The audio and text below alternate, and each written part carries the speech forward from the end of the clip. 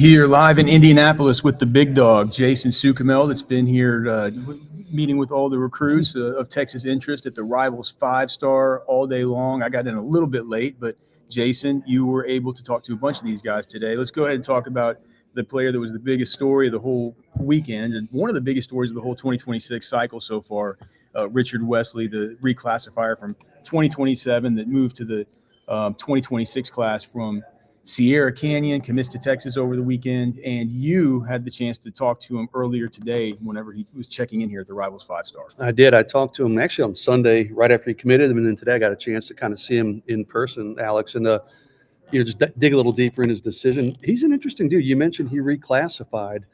He's also going to graduate in December, so he's graduating a year and a half early. He's taking a bunch of extra classes. Yeah, dude. He's already taken 5, and he's going to take 2 more. And he mentioned when I talked to him on the phone after he committed, he said, hey, like academics are a big part of it. No disrespect to like Oregon and Texas A&M and some of these other schools because Texas's academics really separated them from the pack. Well, he's not a guy who just talks academics and doesn't mean it. I mean, he's graduating a year and a half early. So big commitment there. He said it again today. He said, I am shutting it down. He goes, I am going to Texas. He showed up. He had a big Bevo like stuffed animal and all this other Texas stuff with him. So I tend to believe him. Again, number 6 player in the country overall, defensive end. He looks like he's, I don't say NFL ready, but pretty close. We got him at 6'5", 250, and that's probably pretty accurate. I mean, he's not like a frame where you look at him and say, oh, he's going to need a year or two to fill out. I mean, no, this dude is going to come in college ready, even though he's graduating a year and a half. So just a tremendously big pickup for Texas. He feels like he's found his home. He's shutting it down. Huge win for Le'Allen Clark. He said it kind of hit him midway through that official visit this past weekend. Saturday night, he started talking to his family, kind of did some checks and minuses, and said, I couldn't really find any negatives with Texas. So he went ahead and committed to Texas on Sunday morning when he was doing his exit meetings. And according to him, he's locking it in and he's done with it. So definitely a different kind of 5-star acquisition off the edge than Colin Simmons. Yeah. Different size profile, different skills they bring as far as with Richard Wesley with the play strength, the way he can hold up against the run, can still bend though, can still get to the passer, but they're just reloading with excellent edge talent. It's just a little bit different. And the thing I would say too is after there was the whole thing with Oregon with jumping in the pool and all the rest of it. I don't know the kid. You've talked to him a bunch. Great kid, yeah. It feels to me like if he's talking about how he's sticking with this now, maybe he's like, I don't want to do it anymore. Yeah, you know, a little bit of buyer's remorse. Yeah. So with that pool video, but yeah, he really is. I mean, he's a nice kid, and he got a lot of heat for that video. Well, he didn't as much as Dan Lanning did. Yeah, probably deservedly so. But no, he feels like he's pretty locked in. Listen, man, Oregon's not going away. Texas A&M's not going away. I'm talking to so many kids. There was one other school he mentioned as a finalist. I can't even remember who it was, to be honest with you. But those schools aren't going to give up on Richie Wesley. He's too good of a player. But he feels pretty happy and pretty content with his decision. Alex Dunlap here with Jason Sukamel, orangebloods.com. And thanks so much to Man Eye Institute for bringing us the video today. Make sure and give them a phone call at 844-WOW-2020, 844-WOW-2020. We're so lucky to have somebody like the Man Eye Institute to be able to sponsor us like this, but you're also lucky to be able to have a spot like this that you can go to locally. There's one of only 2 places that has this super brand new awesome LASIK. You don't want to get your grandparents LASIK. You want to get the next generation of it. Make sure to check out Man Eye Institute. All right. As I'm looking out over your computer, I'm seeing all these prospects, and I can barely identify them. I might need to go get my LASIK done to tidy up that vision a little bit. Yeah. So as he talks about being looking over the computer, sorry if the audio and the cams aren't as good today. We're just doing it right off the computer, but we wanted to bring you the content from live here at the check-in. Another guy, speaking of size profiles, Felix Ojo, of course, Texas, Ohio State, in on the guy.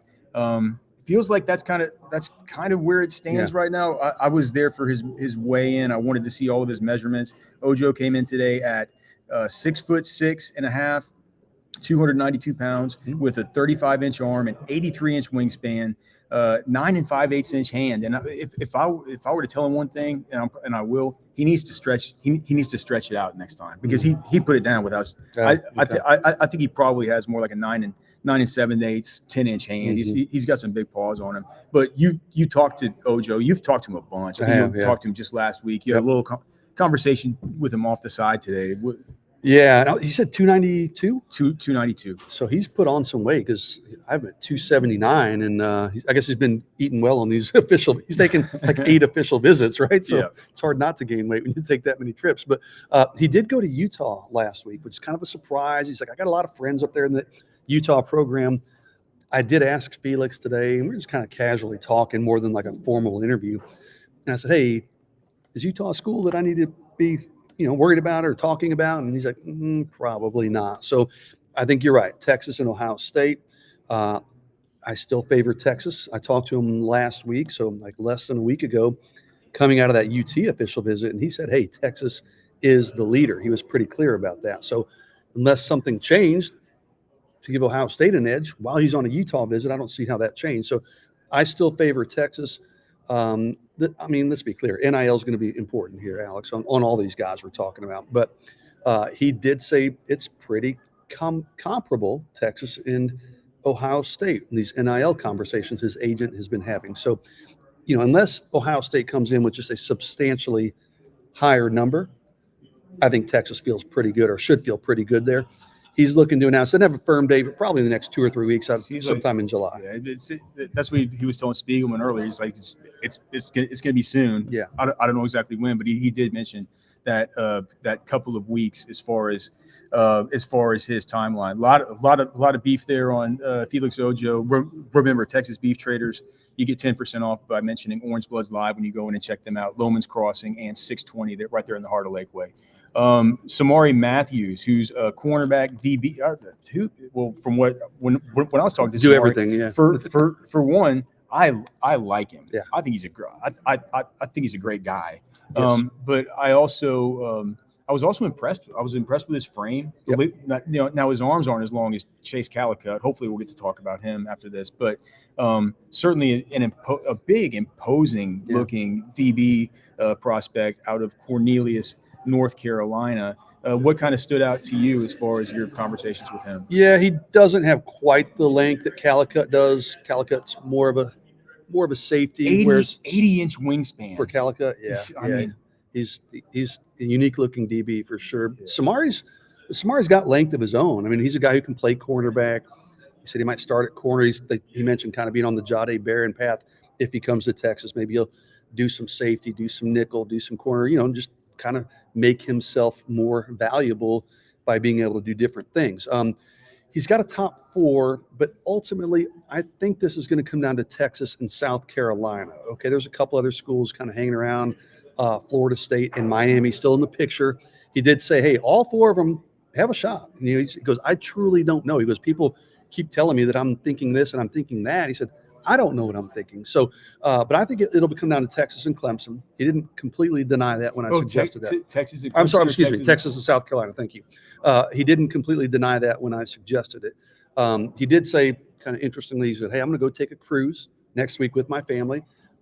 Cell phones are going to be put away. We're going to talk about it, come to a decision. And then he had a commitment date for August. He's now moved it up. It's going to be that second week of July. So look for Texas or South Carolina to win out for Samari Matthews, one of the top cornerbacks in the country. And then just as far as Culakut, I didn't have a chance to talk to him, but I did have a chance to be over there during the kind of weigh-in and just get to see the pure size and length of this player. Just unbelievable. He does not look like. I mean, he doesn't. He looks more like a dime linebacker type of guy, if that makes sense. What was your sort of takeaways from him? As I mentioned, what just the length of the arms, 80-inch wingspan on this player. Where are we with Chase Culakut? Yeah, he just took his Texas official visit. Literally, just finished it up yesterday. Okay, and I spoke to him on the phone yesterday, and then obviously I spoke to him in person again today. I love Chase. Chase is a really cool kid, but he's kind of sending some mixed signals today, Alex. Like, I feel pretty confident it's going to be Texas. I felt that way yesterday. I feel that way today. He talked to some Georgia reporters here at this Rivals 5-star and maybe hinted that maybe Georgia might be the pick on Friday. He's going to announce on Friday, so we'll have our answer in about 4 days. I think in the end, clearly there's some gamesmanship going on, right? One way or the other. I still think it'll be Texas, just based on my conversations with him. He's very close with his family. I think proximity will wind up mattering, but he's a safety, like you said, but he's a guy who could be a dime linebacker. Some coaches are telling me he could play cornerback at that size if he can play that. So, Gosh. I mean, the guy's got a lot of versatility, a lot of weapons. I favor Texas. I came in here like Texas, Texas, Texas, Texas. Suddenly, I'm a little bit gun shy after hearing maybe what he said to some of these Georgia people. We'll be back here tomorrow with the breakdown from the actual camp. We'll get some 40 times on these guys, get to see them on 7-on-7s, and a ton of other players of Texas interest that we're going to be excited to keep you guys up to date on right here on Orange Bloods Live.